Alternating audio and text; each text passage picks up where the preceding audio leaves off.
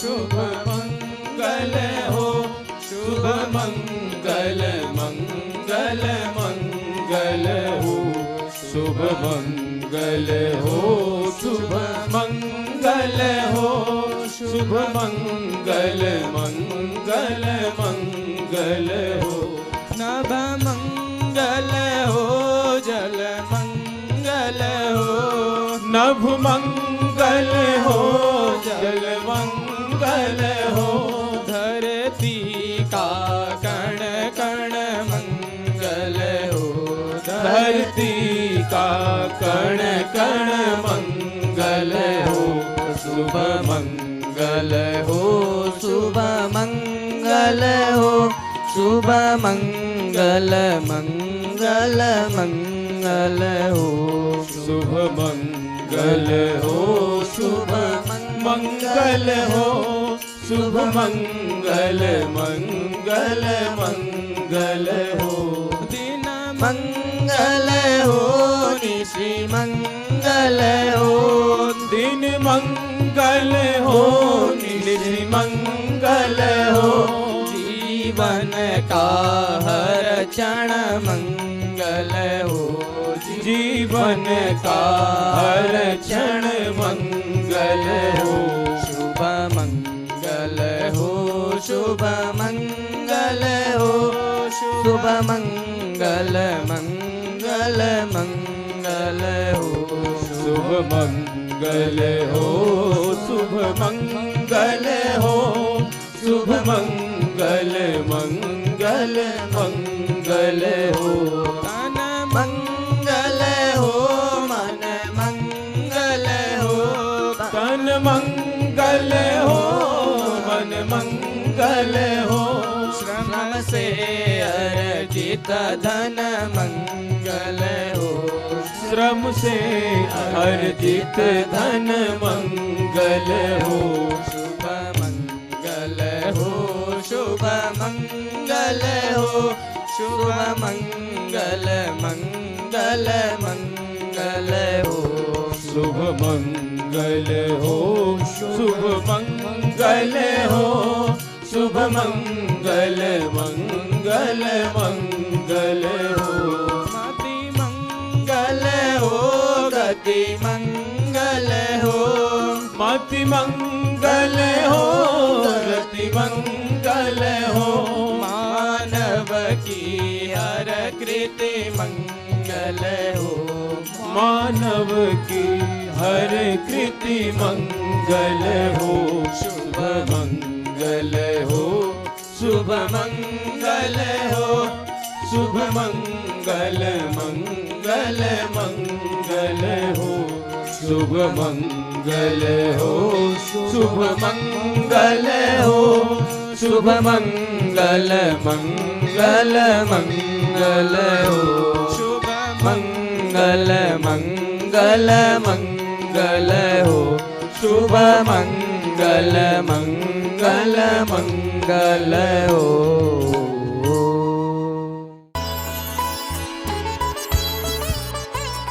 तो विविध तरह की जो विचारधाराएं हैं हमारे जीवन में जो उठती रहती हैं, तो ये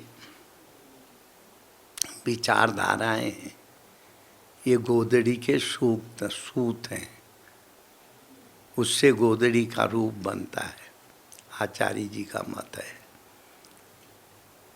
अगर जब गोदड़ी ये है ज्ञान की होवे,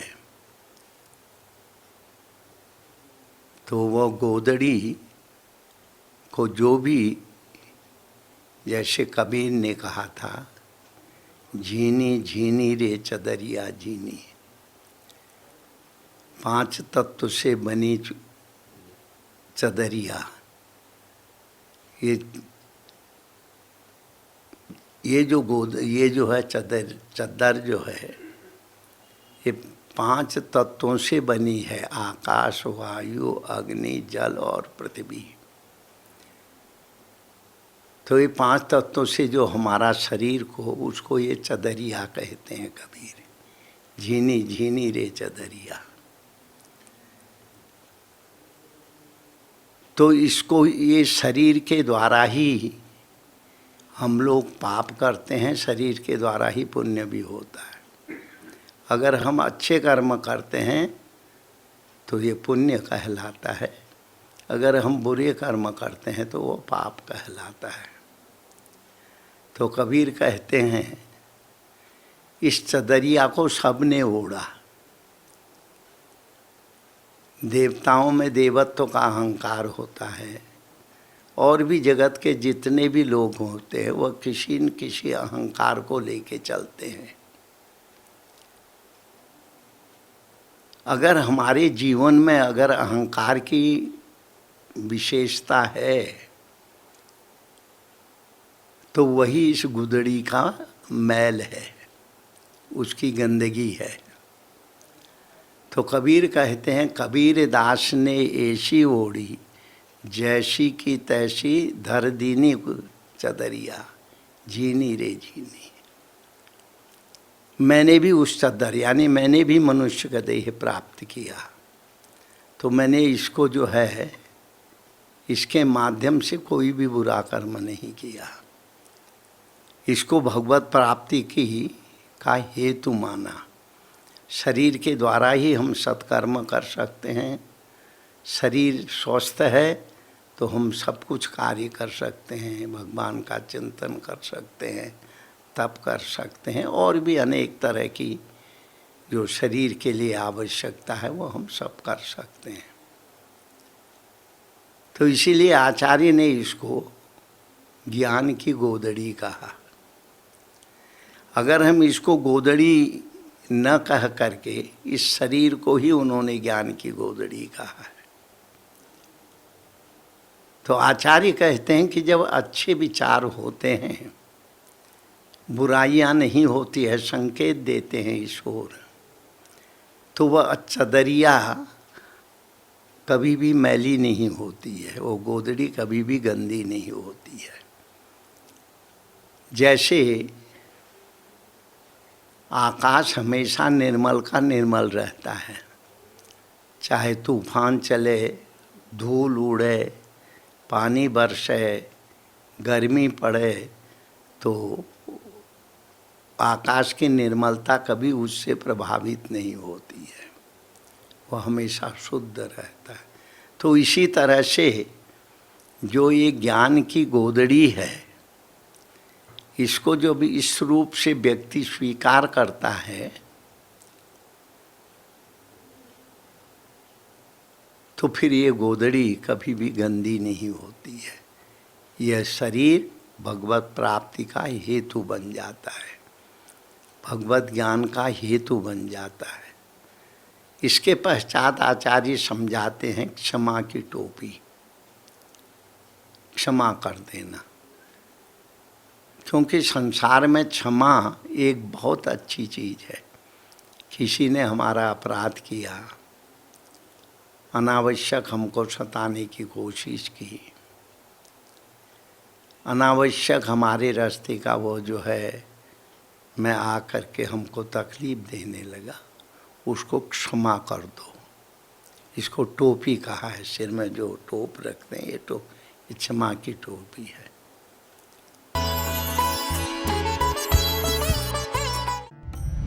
परम तपस्वी परम पूज्य त्यागी बाबा कल्याणदास जी महाराज की अमृतवाणी।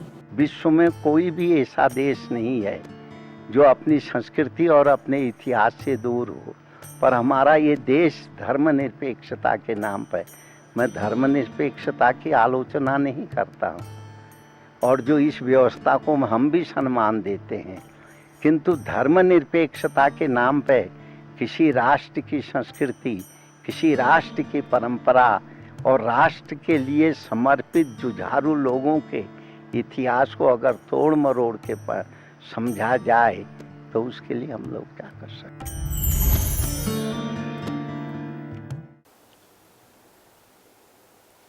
जब तक जीवन में क्षमा नहीं आएगी तब तक हमारा मन अहंकार से मुक्त नहीं हो पाएगा। अगर किसी ने हमारे साथ बुरा व्यवहार किया तो हम उत्तेजित हो जाएंगे, उसके प्रति हमारे मन में आक्रोश पैदा होगा, उसके प्रति हमारे अंदर में घृणा का भाव आ जाएगा। तो आचार्य कहते हैं ये जो हमने टोपी पहनी है ये क्षमा की है। चाहे कोई कहे, कुछ भी कहे, जैसे तुलसी ने एक पद लिखा है, कोई धूत कहे अवधूत कहे जुल्हा कह को, चाहे हमको चाहे कोई कुछ भी कहे, इससे हमें कोई फर्क नहीं पड़ता है। हम तो उस परमेश्वर के सेवक हैं, क्योंकि यहाँ पे तुलसी भक्ति के पक्ष को ले रहे हैं। वो अपने शरीर को भगवान की दी हुई एक प्रसादी के रूप में स्वीकार करते हैं, और भक्त के अंदर में भक्त भगवान का अपने को सेवक मानता है और भगवान को अपना इष्ट मानता है। मैंने एक दिन आपको बताया था शायद इसी प्रकरण में, परमेश्वर की प्राप्ति 3 वस्तुओं से होती, 3 मार्ग हैं। हमारी सनातन संस्कृति में, वैदिक संस्कृति में, कर्म के द्वारा भी हम परमेश्वर को प्राप्त कर सकते हैं। कर्मकांड के द्वारा भी हम भगवान को प्राप्त कर सकते हैं, पर कर्म में सकामता न हो। किसी कार्य की सिद्धि के लिए हम कर्म न करें। हमें भगवान की आराधना करनी है, भगवान की पूजा कर रहे हैं, सिर्फ ये भी मन में भाव न रहो, करना हमारा कर्तव्य है, किए बिना हम नहीं रह सकते हैं। फल देना परमेश्वर, फल की भी कल्पना न करें, इसको निष्काम कर्म कहते हैं। कर्म के द्वारा भी हम उस परमेश्वर को प्राप्त कर सकते हैं जब हमारे उस कर्म में निष्कामता हो। करता हूँ इति मन्यते भाव से हम मुक्त होवें। मैंने ये किया, मैंने वो किया, मैं ये करूँगा, आगे ये करूँगा, मैंने इतने लोगों को ये किया, आदिक जो कर्तापन का अहंकार है, इस कर्तापन के अहंकार से मुक्त रहना। इसको भी आचार्य क्षमा की टोपी कहते हैं। क्षमा करते हैं, भूल जाना। पहले हमारे देहातों में कहते हैं ना, लोक भाषा में, नेकी कर कुएं में डाल। बड़ा सरल शब्द है, अच्छा करो पर उसको भूल जाओ। मैंने किया है यह भावनाओं से मुक्त हो जाओ। अगर कभी कभी वह दृश्य याद भी आता है तो परमेश्वर ने मेरे को कराया, यह भावनाएं मन में रखो। इसको निष्काम कहते हैं।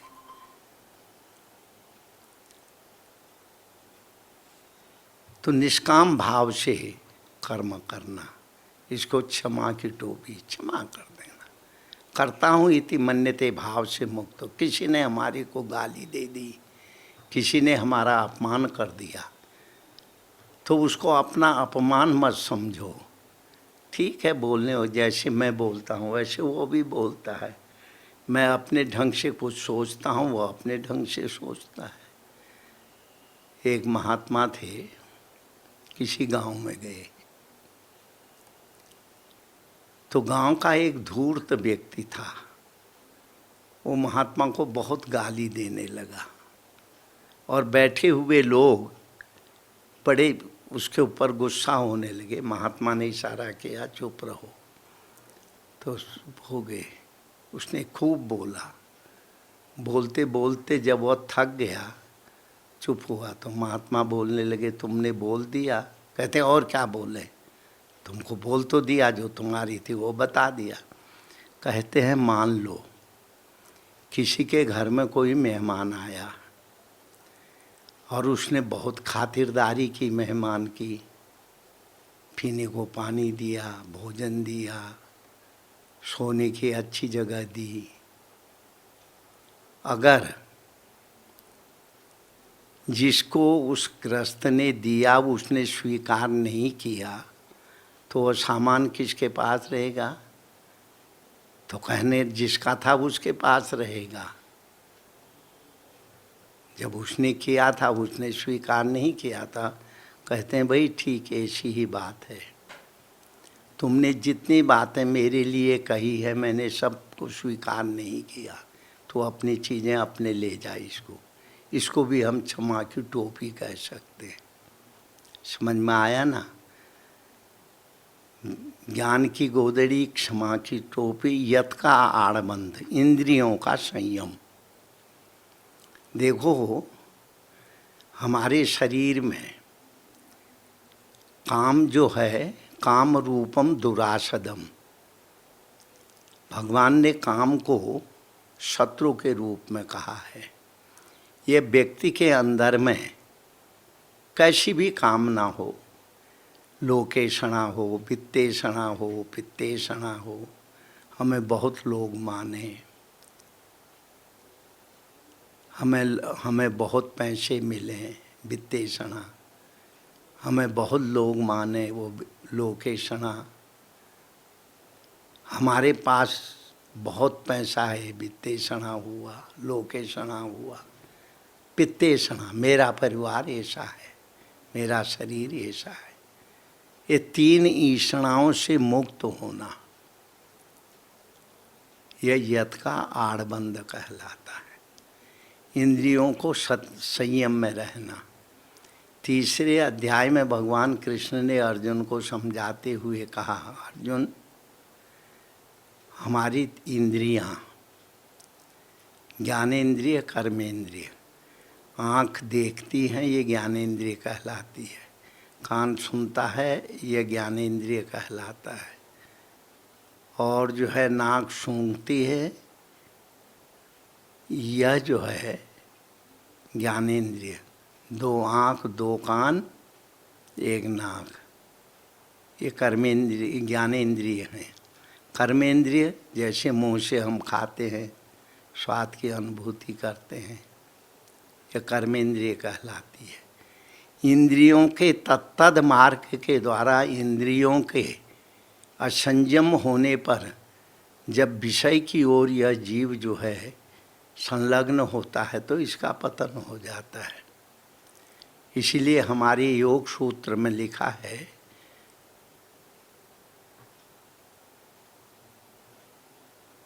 जो है जब काम की वासनाएं जीवन में आती हैं, अगर वह काम के हम अधीन हो जाते हैं तो वहीं से व्यक्ति का पतन आरंभ होता है।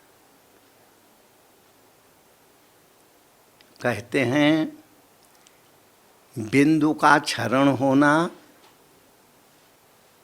ये कामासक्त व्यक्ति के जीवन में होता है, और यानी इंद्रियों को संयम के सूत्र में बांध लेना ये ज्ञानी के जीवन, संयमी के जीवन में होता है।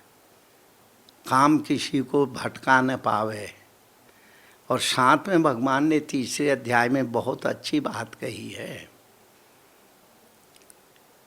5 कर्मेंद्रिय हैं, उसके ऊपर 5 ज्ञानेंद्रिय हैं, उसके ऊपर मन है, मन के ऊपर बुद्धि है। और ये जो मन जो है हमेशा सुख चाहता है, इसको दुख नहीं चाहिए। इसको सुख जहाँ से भी मिलता है वहाँ इसको ये स्वीकार कर लेता है, उसकी ओर चले जाता है। जैसे अनेक तरह के पौधों में फूल खिले हों तो भंवरा उस फूल के ऊपर से मकरंद को लेने के लिए वो फूल में बैठता है, वृक्ष में नहीं बैठता है, और उसकी मकरंद लेकर के वह चल देता है। तो इसी तरह काम भी जब इंद्रियों के वशीभूत हो जाता है तो सिर्फ हमारे शरीर की जो ओज है उस ओज का क्षरण करता है। जब ओज का क्षरण होता है तो हमारी बुद्धि भी उसके अधीन हो जाती है। तो ज्ञानेंद्रिय, कर्मेंद्रिय और मन, उसके ऊपर होती है बुद्धि, और बुद्धि है विवेक की पत्नी। पर बुद्धि विवेक के आश्रय कभी नहीं होती है। बुद्धि जो है व्यसनों के अधीन होती है, तो उस समय बुद्धि मन के अधीन हो जाती है। वो अपने पति विवेक को छोड़ देती है। जब विवेक को छोड़ देती है तो वो मन के आश्रय हो जाता है, और मन का काम है, मन चाहता है सुख, तो चाहे उसकी प्रशंसा हो, इसमें सुखी हो, कोई किसी की निंदा करे, गुस्से के मारे तन्मय यानी गुस्से के अंदर अपने आपे को खो देता है। अगर कोई बड़ाई करे, फूल के कुप्प हो जाता है। तो इसीलिए गीता में भगवान ने लिखा है काम रूपम दुरासदम। ये जो काम है यह व्यक्ति का बैरी है। इंद्रियों की बहिर्मुखता ये व्यक्ति का बैरी है। तो इसलिए महाराज लिखते हैं यत का आड़बंद, यत का संयम का आड़बंद पहनो, लंगोटी को कसो, मन को विचलित मत होने दो। तो ज्ञान की गोदड़ी होगी, क्षमा की टोपी होगी, तब यत का आड़बंद, तब आप संयम कर सकते हो। जब संयम करोगे मन उस संयम की ओर लग जाएगा। तो बुद्धि तब तक मन के अधीन रहती है जब तक वो अपने विवेक रूपी पति से नहीं मिलती है। बस बुद्धि को हमेशा विवेक के साथ ही रहने दो, सोच के साथ, फिर तुम जो है इसमें। तो इसी को जो है आचार्य जी ने ज्ञान की गोदड़ी, क्षमा की टोपी, यत का आड़बंद, शील लंगोटी, संयम की लंगोटी, समझ में आया ना? तो ये वर्णन किया है। अब कल करेंगे अकाल खिंता, निराश झोली, यत का आड़ नहीं, युक्ति का टोप, गुरुमुख की बोली। इस विषय में कल करेंगे। हरि ओम। परम तपस्वी परम पूज्य त्यागी बाबा कल्याणदास जी महाराज की अमृतवाणी। जब तक हमारा चरित्र ठीक नहीं रहेगा तब तक हमारी सोच भी ठीक नहीं रहेगी, तब तक हमारे विचार भी परिष्कृत नहीं होंगे। अभी हम लोगों की चर्चा मात्रा शास्त्र के ऊपर जो आचार्य भगवान श्री चंदेव जी ने सदुक्कड़ी भाषा में सिद्धों की गोष्ठ, सिद्धों के प्रश्नोत्तरी के बारे में उत्तर दिया था, उसकी हम लोग चर्चा कर रहे हैं। मध्यकालीन संत परंपरा में जिन जिन चिन्हों को संत धारण करते थे उसको भेक कहा जाता था। जैसे डंडा रखना, कोपीन पहनना, गोदड़ी रखना आदि का अधिक। तो उसको सदुक्कड़ी भाषा में संत लोग उसका एक अर्थ बताते थे। तो जो महापुरुषों ने पूछा उसमें आचार्य चोला के विषय में पूछा। चोला जो तुम ये पहनते हो ये क्या चीज़ है? जो गले में शेली पहनते हो उसका क्या मतलब है? और जो मर्याद यानी मेखला होती है उसका क्या मतलब है?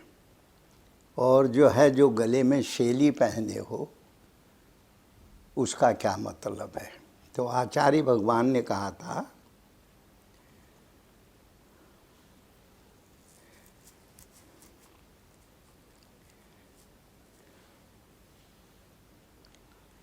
धर्म का चोला।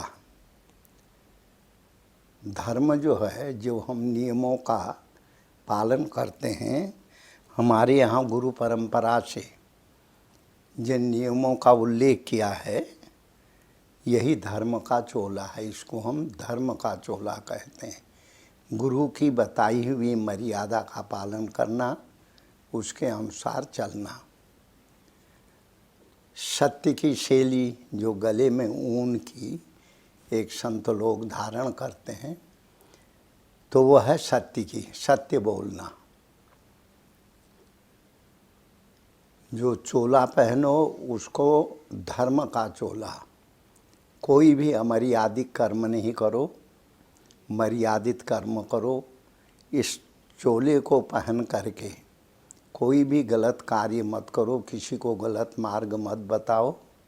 ये हमारा लक्ष्य है, गुरु का दिया हुआ बताया हुआ मार्ग है।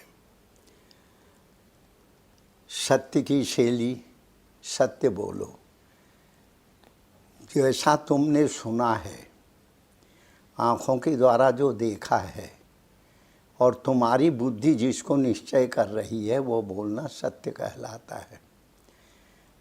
तो ये धर्म का चोला है, हम जो वस्त्र पहनते धर्म का है, गुरु की बताई हुई मर्यादा का है, परंपराओं का है।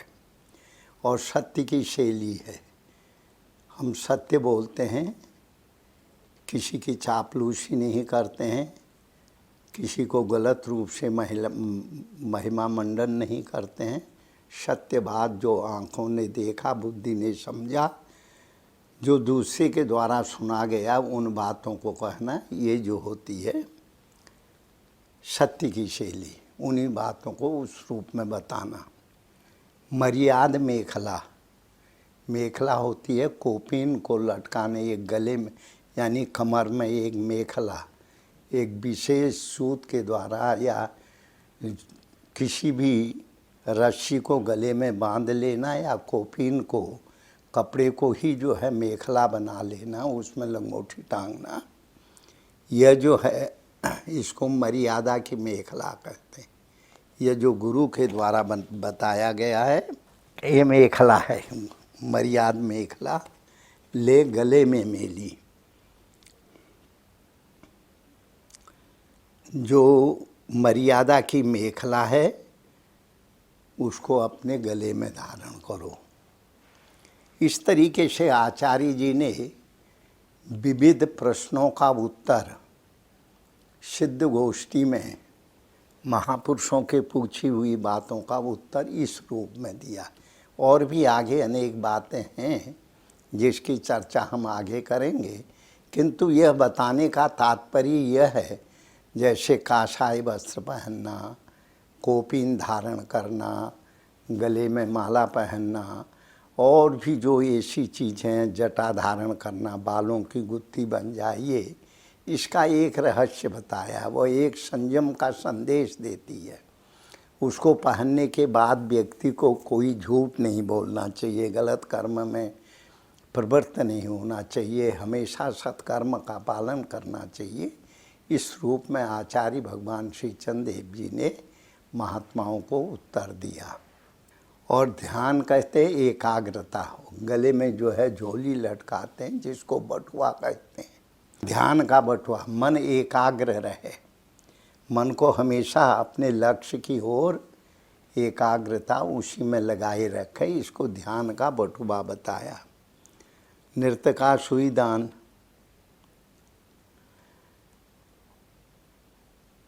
और जो है कपड़े को जिस सुई से सीते हो, वो एकाग्र वृत्ति का नाम है।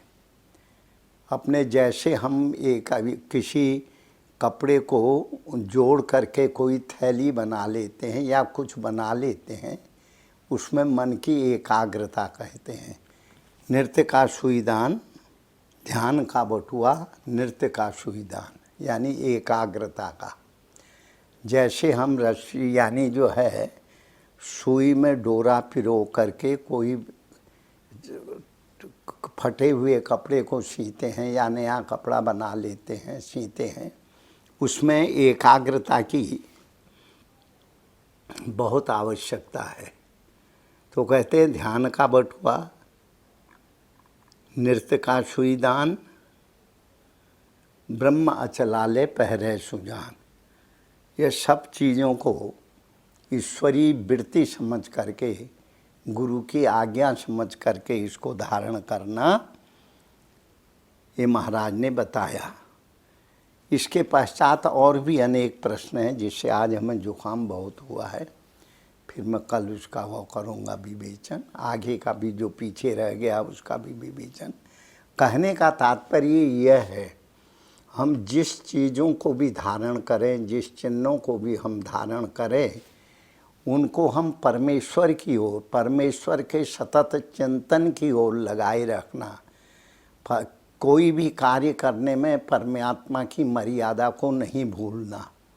पूरा इसका उद्देश्य यही है, हमारे शरीर में जो भी चिन्ह हैं, हम जिन जिन चिन्हों को धारण करते हैं वो उस ईश्वर के चिंतन के साथ हमारे जीवन में रहें, और यही इसका मतलब है। जैसे हम अखंड भस्मी लगाते हैं या काषाय वस्त्र पहनते हैं या किसी माला विशेष को पहनते हैं, इसका उद्देश्य है कि हमारे चिंतन में हमेशा परमेश्वर का चिंतन बना रहे, न कि संसार का चिंतन। हमारी सोच में हमेशा परोपकार की भावना रहनी चाहिए, न कि अपने सम्मान के लिए। तो इस तरीके से आचार्य जी अनेक शब्दों के माध्यम से जो जो चिन्ह संत धारण करते हैं उन चिन्हों की परिभाषा करते हुए मात्रा में इसको समझाते हैं। तात्पर्य यही है, जिन बातों को मनीषियों ने, विद्वानों ने भाष्य के रूप में लिखा, उन्हीं बातों को संतों ने, योगियों ने जो है ये वृत्ति के रूप में स्वीकार किया।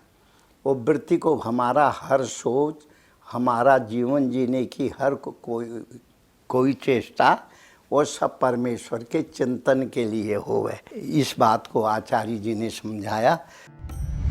परम तपस्वी, परम पूज्य त्यागी बाबा कल्याणदास जी महाराज की अमृतवाणी। आज हम परमेश्वर से प्रार्थना करते हैं, विश्व में आई हुई यह अशांति, आतंकवाद, अतिवाद, परस्पर एक दूसरे को नीचे दिखाने की जो होड़ लगी हुई है और परस्पर संघर्ष की ओर जो समाज जा रहा है, हम परमेश्वर से प्रार्थना करते हैं समाज में सद्भावना आवे, समाज में एकत्वता आवे, समाज में मैत्री भाव आवे और समाज परस्पर सहना भवतु सहनो भुनक्तु सह वीर्यं करवावहे की इस वेद के मंत्र के अर्थ के रूप में हम साथ साथ चलें, साथ साथ बढ़ें, साथ साथ जिएं, साथ साथ उन्नति करें।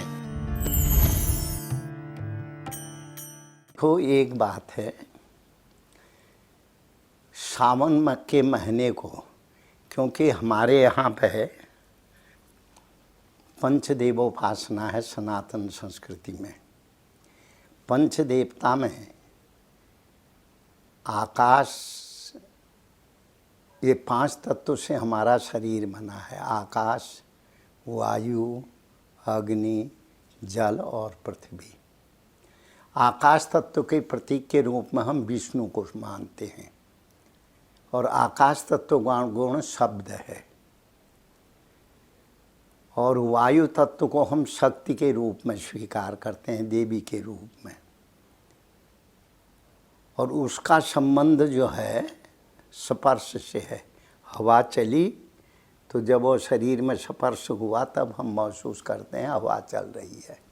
फिर अग्नि, अग्नि तत्व का जो है वो रूप है।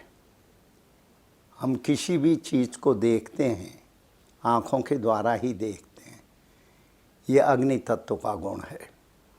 और जल जो है, जल तत्व जो है, यह जो है क्षुधा का निवारण, तृष्णा यानी प्यास का निवारण, और शरीर में हमारी पूरी चेतना शरीर में बनी रहे इस रूप में करते हैं।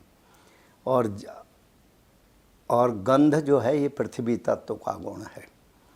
तो आकाश तत्व का देवता, ये जो है शब्द गुण है आकाश का, इसका देवता विष्णु है।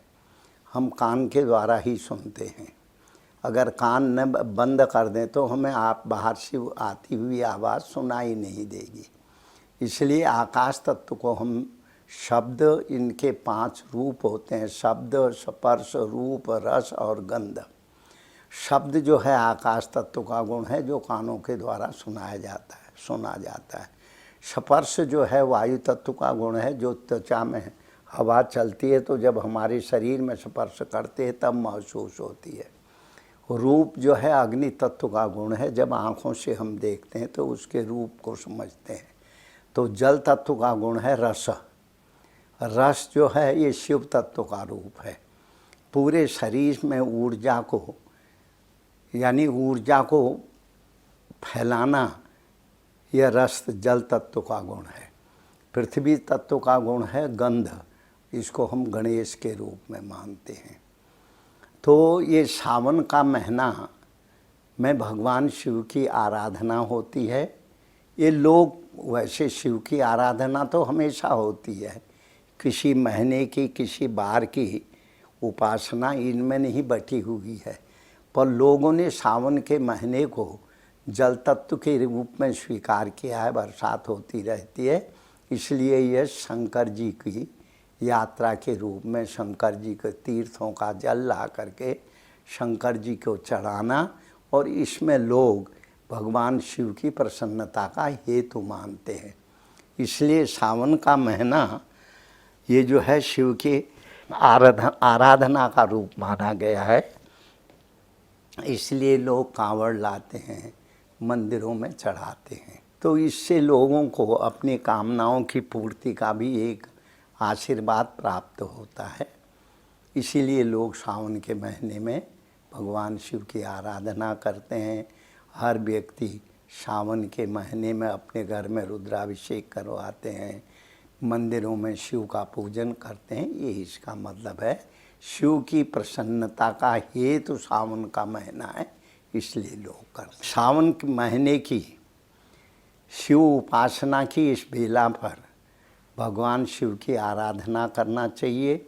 हम भगवान शिव से प्रार्थना करते हैं, जो भी आपकी आराधना करें या जो न भी करें, जो करें उनको भी आप शांति दें, उनके जीवन को भी की समस्याओं से मुक्त करें।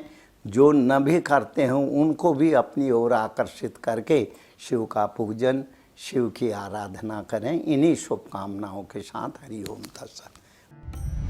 परम तपस्वी, परम पूज्य त्यागी बाबा कल्याणदास जी महाराज की अमृतवाणी। आजकल हम ऐसे साहित्यों को पढ़ते हैं, अच्छा किया तो हमने किया, गलत हुआ तो भगवान ने किया। जो हमारी सोच है, जो हमारी क्षमता है, इसका आप लोग उसका आंकलन करके ही जहाँ तुम्हारी गलती है उसको अपनी मानो, और जिसके तुम्हारी गलती नहीं है उसको प्रारब्ध का दोष मानो।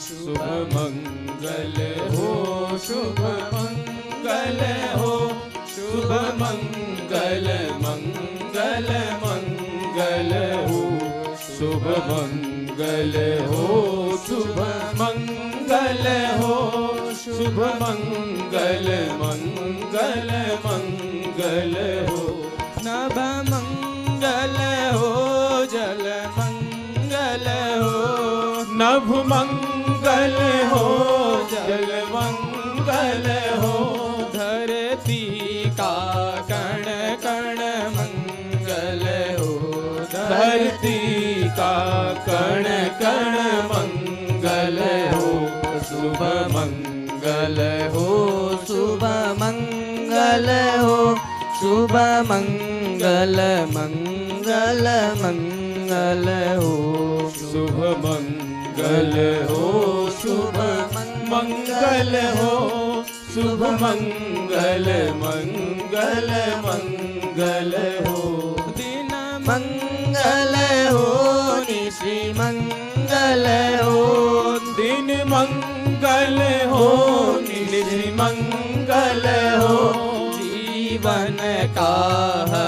क्षण मंगल हो, जीवन का हर क्षण मंगल हो, शुभ मंगल हो, शुभ मंगल हो, शुभ मंगल मंगल मंगल हो, शुभ मंगल हो, शुभ मंगल हो, शुभ मंगल मंगल मंगल हो, तन मंगल हो, मन मंगल हो, तन मंगल हो, मन मंगल हो, श्रम से अर्जित धन मंगल हो, श्रम से अर्जित धन मंगल हो, शुभ मंगल हो, शुभ मंगल हो, शुभ